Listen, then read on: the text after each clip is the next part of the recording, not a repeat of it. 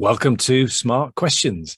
This is where, as a team, we take challenges that have come up from conversations we've had with clients in the last few days, and we explore some of the key salient points from it. It's not all about what the textbooks would say, and we won't necessarily come up with all of the whole range of solutions, but the idea is that we cover enough that there's at least a good takeaway that you can have that will help you to address that particular challenge or question that has come up. So we hope you find it useful. Okay, Granger, we're here for another question around smart questions. So what's the question that we've got this week?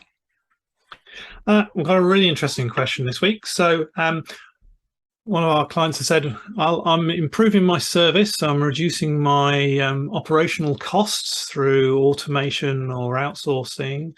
But during this change, my client can actually see that this is taking place. So how do I not end up giving that away to my clients?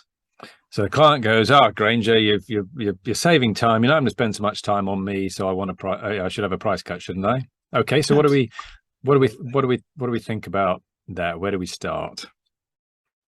Well, the first point to start with for me, Kevin, is to actually understand your service, okay, and what your go-to-market is, all right? Because it's the strategy that you have in the marketplace which is really important. So are you a price advantages or are you a value advantage in terms of your go-to-market and your strategy? So if you're price advantage, then maybe you're in a crowded marketplace and you need to reduce your prices. So you might want to use this opportunity to reduce your price in terms of when doing things. So yes, we're now giving away that price, but you're in a competitive advantage where you want to have the lowest price in the marketplace. Then you've got that opportunity in terms of doing things. Because even by reducing the price, you're still making superior profits compared to your competition, probably in that case, if that's what your strategy is. Absolutely. But if you're focusing on delivery and you're about adding value and being very successful in terms of doing that, now what you can do is you can talk about the extra value that you're doing or the more opportunities that you can do or what you actually deliver for them. And it's not about price that you're looking at, it's about the value you deliver and how you do that. Yeah, so there's this difference, isn't there? And we talk a lot with clients, and it comes up a lot about whether you're pricing for value or you're pricing basically on a cost plus pricing per hours. And we want to get away as much as possible, don't we, from simply charging for hours, because that's not really a scalable model. Yes, absolutely. Yes. If you're thinking about building a scalable solution, part of that strategy is to constantly be looking at your margins and be able to reduce your activity costs and therefore making a more profitable service in terms of doing that. But a scalable process, a set of services or product is going to be based around what the marketplace will want in terms of the value and the for that activity. So you can pitch your prices based on what you think in terms of that and what the marketplace will accept.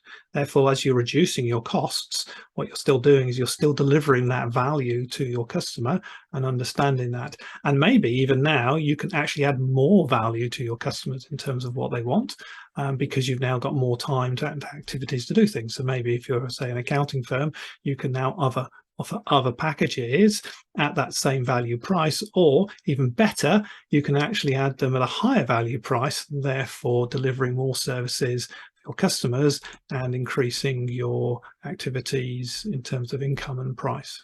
Yeah, so we can think about it from the value perspective that we're bringing to the client. So it's by us being more efficient certainly doesn't diminish the value we're bringing to the client. It arguably will increase the value that we're able to bring to the client, and therefore we shouldn't feel that we have to get into discussion and feel we're making an excuse for why we have to not pass on that price a price decrease, essentially. Absolutely, yes, and I think that's a really important point, Kevin. You shouldn't get into that conversation with them just because they can see that you're improving your business and improving your service and activities. But maybe if you're really successful, you could actually offer that as another service to them, because maybe they're not doing that in terms of doing things. So don't feel that you have to be able to justify everything you do to your clients. It is the value that they're buying and what you're delivering to them. That's the real success that they're getting from you. Yeah, and also another point.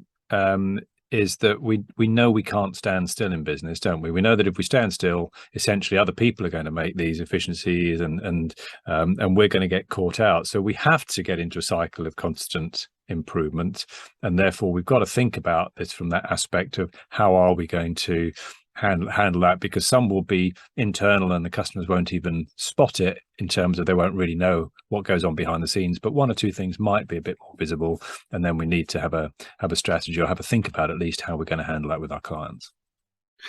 Absolutely. And what the client won't see is the costs that you've put into making that opportunities for that cost down reduction anyway. Very good point. So they won't see that. So again, you don't need to justify to them any price down, because they are seeing the impact of an improved service, and therefore they think they should get something back for that. No, absolutely. You've put the effort in. Yeah, live by that rewards, and stand by your clients in terms of, yes, this is the value we do, and this is how we're going to do it. Very good. So essentially, we're summing that up. Then it's certainly around understanding the value that you're bringing to your client. For one, also understanding your strategic focus, whether essentially it's about the offer and improving the value of the offer, or in some cases whether it's about a cost solution, in which case there may be an argument for thinking about passing on a cost saving. But essentially understanding what you're bringing, understanding your strategy, and then making sure that we're thinking about using that saved efficiency as to where we can add even more value that we may or may not charge for. Absolutely. And that really sort of comes down to, making sure you're clearly defining to your customers in the first place the value that you're bringing to them. If you're having that conversation, then maybe you haven't quite already articulated how you provide that excellence that they need for whatever services or products they're buying from you. So maybe start with that, and then you won't get drawn into a conversation about price over time. Excellent. Fantastic. Granger, thank you very much. Thanks, Kevin. If you found that useful, imagine what it'd be like coming along to ScaleUp Club, where you'll have other business owners that will be raising challenges, but helping you to address your challenges on an ongoing basis. So just look in the description and the comments to find out how you can come along to the next ScaleUp Club. And also, why not have a look at my book, The Entrepreneurial Scale Up System? You'll find the answers to all sorts of questions in there, along with that system of how to scale up your business. So hopefully look forward to seeing you soon.